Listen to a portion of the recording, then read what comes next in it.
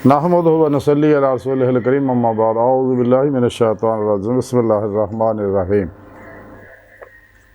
ला इलाहा इल्लल्लाहु मुहम्मदुर रसूलुल्लाह कुर्रतु ऐनी बिका या रसूलल्लाह सल्लल्लाहु अलैहि वालिहि वसल्लम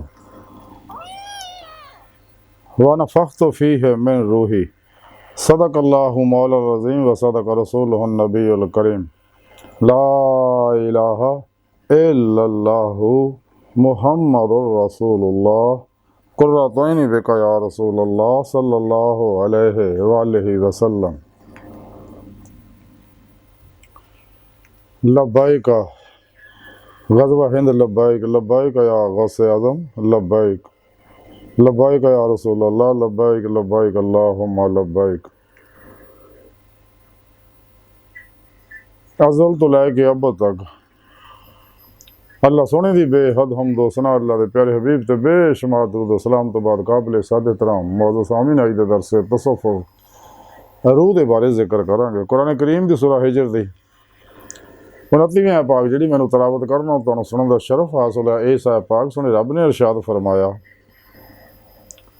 और फूकी इहदे अंदर मैं अपनी रूह। ये जिक्र आदम अलैहिस्सलाम दा इत्थे कीता सोने रब ने कि जदों आदम अलैहिस्सलाम दा पुतला बना लिया फिर उहदे अंदर अपनी रूह फूकी, फरिश्तियां को सजदा कराया। अल्लाह रब्बुल इज़्ज़त ने कुरान सुन्नत विच साबित है कि अल्लाह रब्बुल इज़्ज़त ने अपने नूर तो अपने हबीब सल्लल्लाहु अलैहि वसल्लम दे नूरे पाक नूं यानी नूरे हकीकत मुहम्मदिया सल्लल्लाहु अलैहि वसल्लम नूं ज़ाहिर फरमाया, पैदा फरमाया और आप सल्लल्लाहु अलैहि वसल्लम दे नूर तो ही सारी कायनात नूं तखलीक फरमाया जिहदे विच रूहां भी शामिल है। यानी रूहां नूं भी नूरे मुस्तफा सल्लल्लाहु अलैहि वसल्लम तो ही तखलीक कीता है। ते रूह मखलूक है और रूह अल्लाह रब्बुल इज़्ज़त ने जिन्नियां भी रूहां इंसानां दियां तखलीक कीतियां सारियां आलमे रवाह च है। जिवें जिवें कोई इंसान दुनिया ते आउंदा उहदी रूह नूं दुनिया भेजा जाता, जिमें वो पहला साह दुनिया ते आके लंघदा शिकमे मादर चो निकल के ते रूह ये अंदर आ जाती है। तो 3 रूहां उहदे जिसम माँ के पेट में ही होंदियां पैदा, एक जमादी रूह, एक नबाती रूह, एक हवानी रूह। लेकिन रूह इंसानी जिहड़ी आ उदों इंसान के अंदर जो पहला साह लंघदा और अल्लाह रब्बुल इज़्ज़त दा खास करम है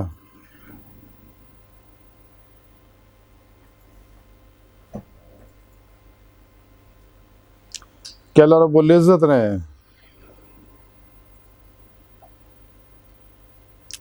रूहां नूं पैदा फरमाया। इस वास्ते अल्लाह वाले दसदे भी ये रूह जिहड़ी है ये अल्लाह पाक दा राज है, यही ये पेत है और यही रूह इसमें आज़म है। ये नाल इंसान की बका आ जिंदगी कायम है। जिवें साह की डोरी कट्टी जाए तो फौरन इंसान फौत हो जाता दुनिया तो। ये रूह अल्लाह रब्बुल इज़्ज़त ने इस वास्ते पैदा फरमाई है ताकि रूह जिहड़ी है जैसा कि सुनी रब ने कुरान पाक से दस्या क्या इंसानों तुहानूं मैं अपने दीदार वास्ते पैदा किया और तुसी मेरा दीदार वब्तगुल वसीला व जाहिदू फी सबीलिही लअल्लकुम तुफलिहून वल्लज़ीना आमनू अशद्दु हुब्बन लिल्लाह कुल इन कुंतुम तुहिब्बुनल्लाह फत्ताबिऊनी युहिब्बुकुमुल्लाह। कि पिरो पेशवा दे राही मेरे हबीब सल्लल्लाहु अलैहि वसल्लम दी मारफत और मेरे इश्क दी मारफत ही तुसी मेरी बारगाह तक रसाई हासिल करके मेरा दीदार हासिल कर सकते हो। तो तुहानूं मैं दुनिया दे पैदा ही इस वास्ते किया, मेरी बारगाह तक रसाई दा ही इक्को जरिया वाहद होर कोई नहीं। इस वास्ते कलंदर लाहौर डॉक्टर अल्लामा इकबाल ने फरमाया कि जब नहीं खुदा तक तेरी रसाई हो तेरी निगाह से पहुँचेदा आदमी काम काम वो दीद का जो शौक तो आंखों को बंद करे देखना यही कहना देखा करे कोई दिल बीना भी कर खुदा से तलब आँख का नूर दिल का नूर नहीं तो ऐसीरे लमका ऐसीरे मका लमका से दूर नहीं वो जलवागा तेरी खाकदां से दूर नहीं। जब इंसान दिल दियाँ अखां नाल रूह दियां अखां ने दे मौला दी नेमत उज़मा दौलत कुबरा हासिल करदा, फिर ही इनू इरफान हकीकी ईमान हकीकी हकुल यकीन फना फिल्ला बका बिल्ला और फ़ख्रे मुहम्मदी सल्लल्लाहु अलैहि वसल्लम दा कमाल हासिल हुंदा। जिस मकसद वास्ते सोहने रब ने इनू पैदा किया और ये रूह इस वास्ते रखी ताकि रूह जिसम चो निकल के जो इंसान पीरो मुर्शद दे ज़ेरे निगरानी उन्होंने को नूरी कनैक्शन हासिल करता है तो वह राबते शैतानी नैटवर्क ना टुट के तौहीदी रहमानी मुहम्मदी नैटवर्क ना राबता हो जाता, राही मौला दा मुसाफिर बन जाता। पीरो मुर्शद कोलों अमानत इलाही इसमें आज़म अल्लाह की नेमत हासिल करके करदा अपने पीरो मुर्शद को अपने अंदर नूरी जाग लवांदा, अल्फला चंबे की बूटी लवांदा, तौहीदी मुहम्मदी नूरी निस्बत अपने दिलों चिलका करवांदा। फिर अपने पीरो मुर्शद की जेरे निगरानी मसनून रियाज तो मुजाहदात मुराकबात असबाक कुर्बो वलैद करदा तो फिर रूह को परवाज पैदा हो जाती है। इंसानी जिसम चूँकि टाइम स्पेस कसे सकल माजी हालो मुस्तकबिल दा कहदी है, लेकिन रूह दीगर नूरी लताइफ अंदर दे इन्हां गल्लां तो आज़ाद है। बातन जाने वाहद है, इंसान इरादे की कुव्वत ना पलक चपण तो पहला जिथे मर्जी आ जा सकता है। इस वास्ते कलंदरी लाहौर डॉक्टर राम इकबाल ने फरमाया कि इश्क की एक जस्त ने कर दिया किस्सा तमाम इस ज़मीन और आसमान को बेकना समझा था मैं। इकबाल फरमाते कि अल्लाह रब्बुल इज़्ज़त ने मेरी रूह नूं इश्क की कुव्वत ना पलक चपण तो पहला अपनी बारगाह तक पहुँचाता, अपनी हजूरी के अंदर पहुँचाता।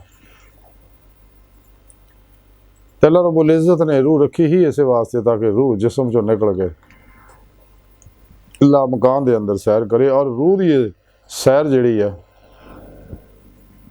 ये हकीकत है सलावात तक है। उस तो अगे जिहड़ी ये सैर कदमी हकीकत है सलावात तक है, सैर रूह अगे फिर सैर नज़री है जिहड़ी हमेशा जारी रहनी है। तो रूह अल्लाह रब्बुल इज़्ज़त ने सिर्फ इस वास्ते रखी ताकि इंसान की रूह जिहड़ी चूँकि रूह ही आलम लाहू च सैर कर सकती है। ताई कलंदरी लाहौरी इकबाल ने फरमाया तारी लाहू थी उस रिज़्क से बहुत अच्छी जिस रिज़्क से आती हो परवाज में कोताही।